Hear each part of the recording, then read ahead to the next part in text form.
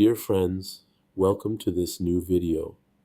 This is a patient who had previously undergone a cataract surgery with a posterior capsular rupture.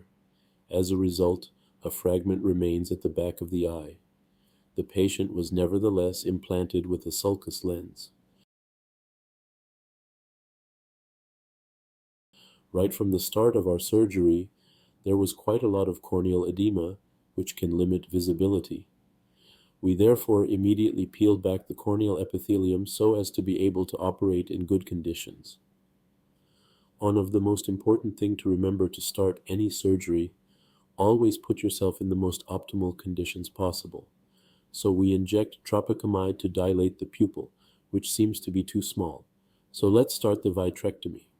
This is a classic vitrectomy, with the exception for the fact that there are some fragments floating around in the eye. You realize quite quickly whether the PVD is done or not, and you don't necessarily need to use a coloring product, because if the fragments move freely inside the eye with the flow, the PVDI is generally done. And this was the case here, so we started directly to perform the peripheral vitrectomy. A fairly complete vitrectomy is necessary in this type of case because of the increased risk of retinal detachment. To aspirate small fragments like this, the cut must be lowered as far as possible and maintain good aspiration so as to be able to eat the pieces efficiently.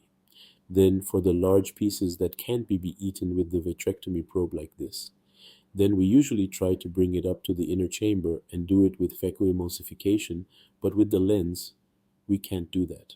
So we're going to create a small conjunctival pocket above.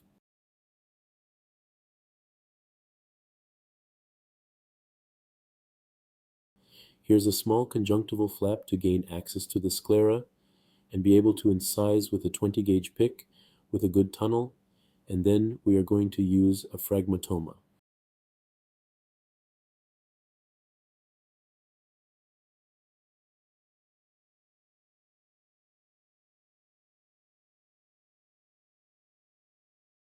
This is a kind of long phaco probe that can reach the posterior segment.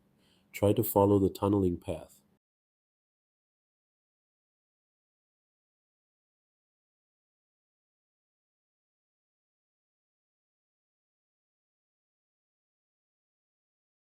So you can see it's pretty quick.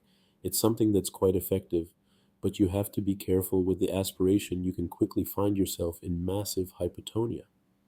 We check the peripheral under indentation to make sure we didn't any iatrogenic tears. And once we're fairly confident about the periphery, we can simply close the eye. We had to recenter the lens a little and clean up a few cortex pieces. It's important to remove all residual cortex to limit inflammation and even their proliferation after the operation, which could interfere with the visual axis.